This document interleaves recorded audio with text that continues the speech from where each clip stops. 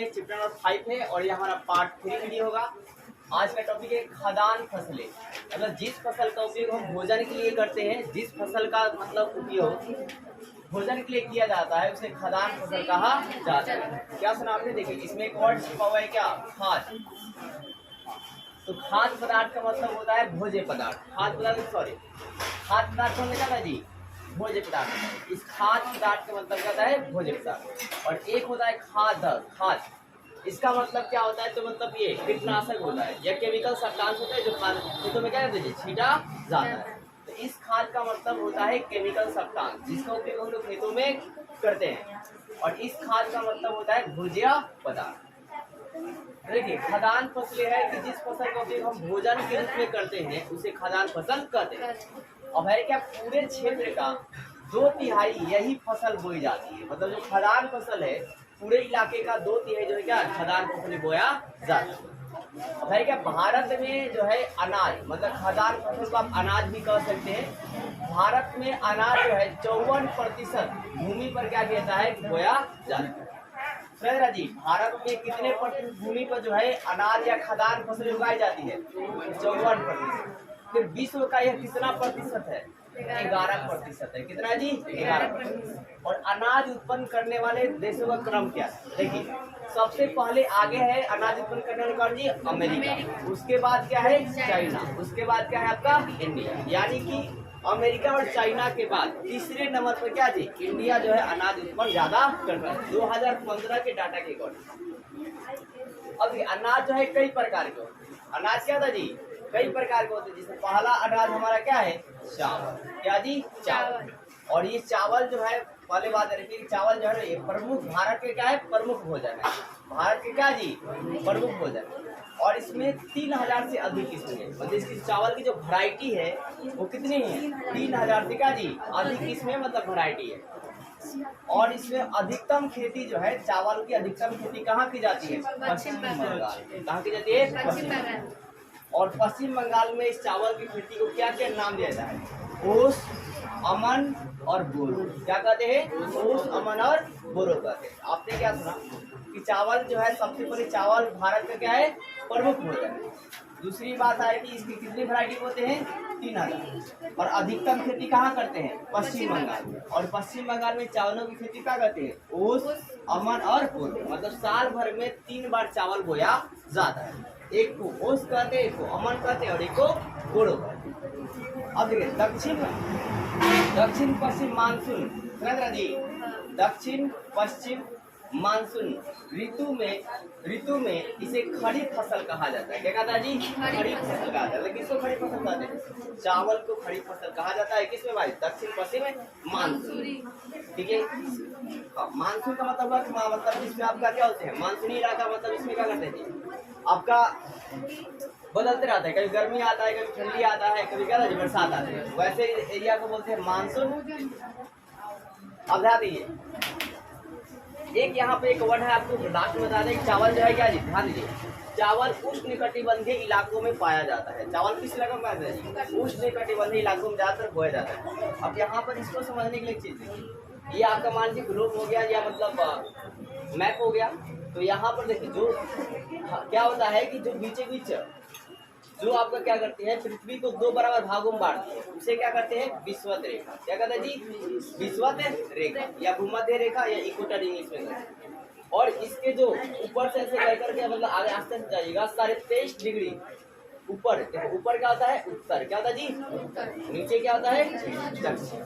तो आपके 1 degree, 2 degree, 3 degree, 4 degree से करके आपने 23 डिग्री गया और फिर 23 डिग्री से आधा गया, तो 23.5 डिग्री उत्तरी अक्षांश। एक और बात, इस रेखाओं को अक्षांश कहते हैं। क्या कहते हैं? अक्षांश कहते हैं। क्या बोलते हैं जी? अक्षांश। और जो मतलब ऐसे रेखाएं होगी उसे कहा जाएगा अक्षांश। और जो इस प्रकार रेखाएं, जो वर्टिकल लाइन हो, वर्टिकल लाइन, उसे कहा जाएगा देशांश। क्या कहा जाएगा? देशांश। और जो हॉरिजॉन्टल लाइन है उन्हें कहा जाएगा अक्षांश। क्या कहा जाएगा?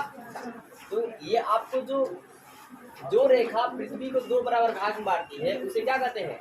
विषुवत रेखा कहते हैं। क्या कहते हैं? विषुवत रेखा। और विषुवत रेखा के ऊपर जो है उत्तरी अक्षांश होता है और उसके नीचे क्या था जी? दक्षिणी अक्षांश या दक्षिणी। अगर पूरा गोला की बात करेंगे तो ऊपर कहा जाएगा उत्तरी गोला। क्या कहेंगे? उत्तरी गोला। और नीचे वाले कहेंगे दक्षिणी। तो देखिए अब यहाँ पर एक टर्च लीजिए और कौन उष्णकटिबंधीय होगा, कौन शीतोष्ण होगा। जैसे मान लीजिए आप टर्च को बारिएगा तो सबसे ज्यादा लाइट क्या होता है, सीधे जाता है। उसी प्रकार कहने का हमारा मतलब ये है कि जो सूर्य की किरण पड़ेगी वो सबसे ज्यादा बीच में पड़ेगी, मतलब भूमध्य रेखा के पास पड़ेगी, ठीक है। और इसके ऊपर थोड़ा सा कम होगी, इसके ऊपर नीचे क्या थोड़ा कम, क्योंकि जो लाइट का प्रकाश है, लाइट का जो आप लोग देखिए वो आपका डाइवर्जिंग उसमें होती है, मतलब अपसारी किरण होती है। इसी प्रकार सूर्य का प्रकाश नहीं होता है, ऐसे सूर्य प्रकाश निकलता है और ज्यादा मात्रा में क्या होता है, सीधे निकलता है। तो यहाँ ज्यादा मात्रा में प्रकाश सीधे निकलेगी तो प्रकाश का मतलब तापमान ज्यादा, प्रकाश में क्या जी, प्रकाश ज्यादा तापमान ज्यादा। उसी के यहाँ पर एक शब्द इस्तेमाल किया है उष्ण, फिजिक्स का एक वर्ड है क्या जी, उष्ण। उष्ण मतलब यहाँ ऊष्मा क्या होगी, ज्यादा होगी, तो यहाँ तापमान क्या होता है, ज्यादा होगा।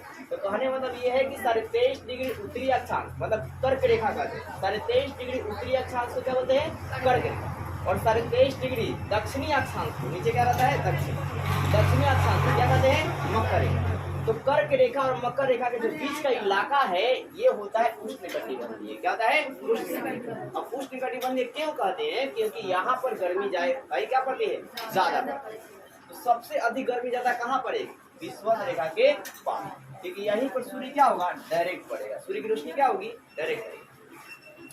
अब इसके ऊपर वाला इलाका जो है, मतलब आपका ध्यान दीजिए, ये इलाका क्या होता है या ये इलाका क्या होता है, तो आपका कर्क रेखा के ऊपर और आर्कटिक के बीच में, ठीक है।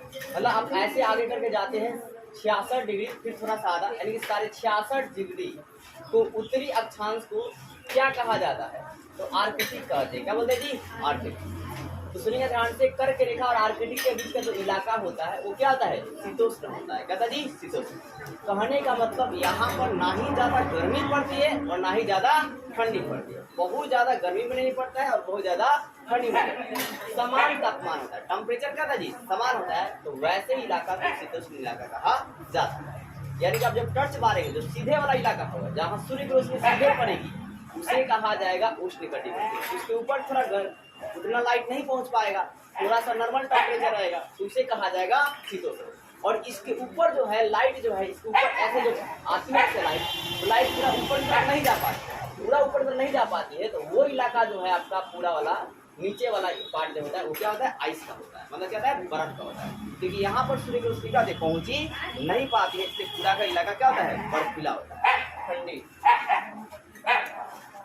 तो यहाँ पर आप देख लीजिए, हमने बताया कि चावल जो है कैसे इलाकों में खेती की जाती है, उष्णकटिबंधीय इलाकों में खेती की जाती है, मतलब वैसे इलाकों में खेती की जाती है जहाँ सूर्य किरण जो है आसानी से पहुंच पाती है। अब देखिए, चावल के उत्पादन में जो है चाइना के बाद इंडिया का स्थान है। मतलब चावल के 2015 के डाटा के अनुसार जो है चावल के उत्पादन में अग्रणी देश कौन सा है, तो चाइना है। उसके बाद दूसरे नंबर पर कौन है जी, इंडिया। कौन है, सबसे ऐसे अग्रणी करके सवाल ज्यादा पूछ जाते हैं कि चावल के उत्पादन में कौन सा देश जो है अग्रणी है, तो कौन है जी, चाइना है। क्या जी, चाइना। दूसरे नंबर पर कौन है, इंडिया। और विश्व का आपका है क्या, इंडिया जो है विश्व का 21.2% चावल क्या करता है, उत्पादन करता है। कब के डाटा के अनुसार, 2015 के डाटा के अनुसार। ये अपडेट होते रहते हैं, करंट के क्वेश्चन बन जाएंगे। अब देखिए गेहूं की बात, तो गेहूं जो है विश्व का 11.2% जो है इंडिया उत्पादन करता है। तो गेहूं का उत्पादन कितना करता है जी, 11.2%। चावल का कितना करता है, 21.2%। और यह शीतोष्णकटिबंधीय फसल है। कैसा फसल है, शीतोष्णकटिबंधीय फसल। मतलब यह फसल जो है ना ही ज्यादा गर्मी पड़ेगा तब होगा, ना ही ज्यादा ठंडी पड़ेगा तब होगा, यानी समान तापमान रहेगा तब जाकर क्या होगी, आपकी गेहूं की जो फसल होती है। और ये शरद ऋतु का जी, शरद ऋतु में इसे बोया जाता है और इसे रबी फसल के अंतर्गत रखा जाता है। शरद ऋतु मतलब कहने वाला जब थोड़ा शीत तो क्या होता है जी, हल्का शीत ऋतु। और ये देश का 14% भूमि पर, देश से क्या जी 14% भूमि पर क्या होता है, गेहूं बोया जाता है। देश के कितने परसेंट भूमि पर गेहूं बोते हैं जी, 14% पर बोते हैं। और ये किस इलाकों में ज्यादा बोया जाता है, तो सबसे ज्यादा आपका है कि कहाँ बोते भाई, यूपी में। कहाँ जी, यूपी में, मतलब उत्तर प्रदेश में। दूसरा भाई एमपी, तीसरा हरियाणा, राजस्थान, पंजाब, ठीक है, इन इलाकों में। तो मुख्य रूप से ज्यादातर यही पूछा जाता है कि भारत में अग्रणी गेहूं उत्पादन में कौन सा राज्य है या कौन सा प्रांत है, तो कौन सा राज्य है जी, यूपी है। कौन है, फिर आपका देखो ज्वार, जवार जो है आपका कितना परसेंट है, ध्यान दीजिएगा।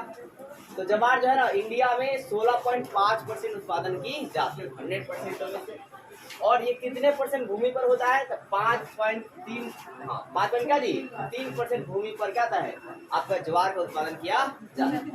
और ये मुख्य रूप से कहाँ कहता है, तो महाराष्ट्र, कर्नाटक, मध्य प्रदेश, आंध्र प्रदेश और तेलंगाना में कहाँ करते हैं। तो ये भी ज्यादा पूछता है कि ज्वार ज्यादा उत्पादन कहाँ करते हैं, महाराष्ट्र, कहाँ जी महाराष्ट्र। उसके बाद अन्य स्टेट की बात।